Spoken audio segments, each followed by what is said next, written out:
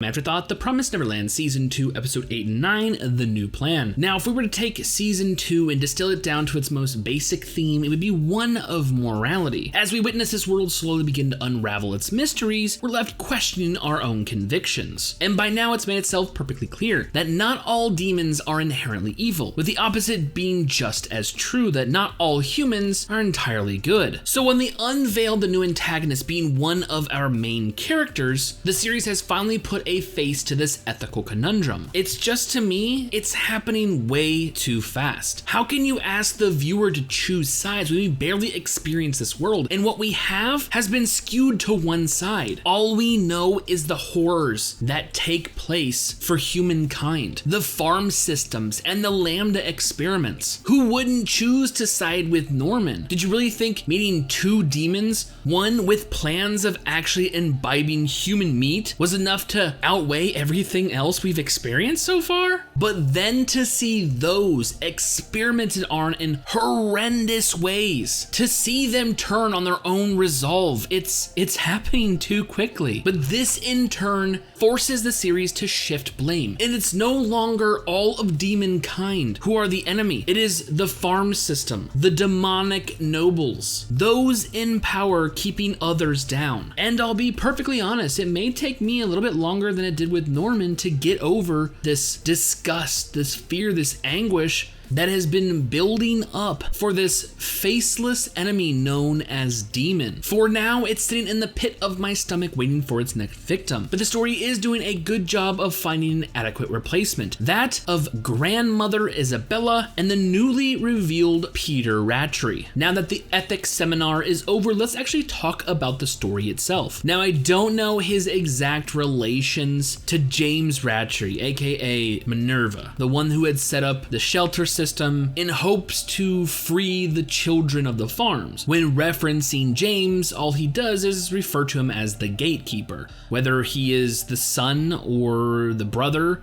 I don't know his exact relationship, but he definitely seems to have earned the ire of Peter, now seemingly in charge at least of the human side of the farm system, as well as the Lambda facilities. This mysterious figure that Norman met back in Season 1, lured by promises of being a research assistant, only to be turned into a research subject. For the first time ever in the farm system's history, they have a bona fide genius. So Lambda's goal of artificially creating superior class humans may finally come to fruition. At least this is what Peter is telling the higher ups. During his and Isabella's clandestine meeting with the demonic upper echelon, promises of mass-produced high-quality children, as well as recapturing 22194, their literal golden goose. Of course, once again, this plan hinges on Isabella's understanding of the children and Emma's innate desire to save everyone. And let's face it, Emma is fucking stubborn. So stubborn, in fact, that after everything that the Lambda subjects have been through, even with the demonic genocidal plan in full motion, she persuades Norman to turn over a new leaf, and in turn, everyone else. This goes to show you how much of an emotional impact she has on Norman. I mean, the mere mention of Emma stops him dead in his tracks. I mean, even though it was the name of the little demon girl he was about to fucking stab to death, this in turn gave way for his inevitable recession. And as plot armor would have it, by not killing little demon Emma, we were given means to actually enact human Emma's grand plan, even though chronologically it doesn't make sense. So if it wasn't evidently clear that the old demon that visited the shrine where the children were hiding out was a survivor that imbibed the evil-blooded girl's, well, blood all those years ago, he comes out and basically admits it in today's episode, as well as a slew of other horrific things, including imbibing human when he technically didn't need to, just to keep up the guise of being a true blue, unaltered demon. And coincidentally, just one of those humans happened to be in possession of a particular item, a very important item, a piece of a Minerva pen. Not only does this have a detailed layout of the farm headquarters, including schematics, circuitry, and even their security security rotations, but somehow happens to have the exact cure for the Lambda subjects, even though Norman was just recently taken there and this miraculous big brain drug was just now perfected. I don't understand how a guy from 15 years ago would have this type of information unless these pens are somehow linked to some kind of central server where everything is just automatically updated. Yeah, it's kind of fucking weird. So yes, it seems the next plan of action is set into motion now that they have a desired goal, a new enemy, and the means to actually take them down and save everyone. This is obviously where the story is headed, although it's still gonna have some hurdles to overcome, especially with the last couple seconds of today's episode being the fact that we have a mole utilizing the stolen radio that was once again the crux of Isabella's plan to feed them false information, to lure them into a trap. We see Vincent trying to make a deal, and I completely understand it. When you look like a half-assed Cyberman, I mean, your head looks like a penis. I'd be pretty pissed off too.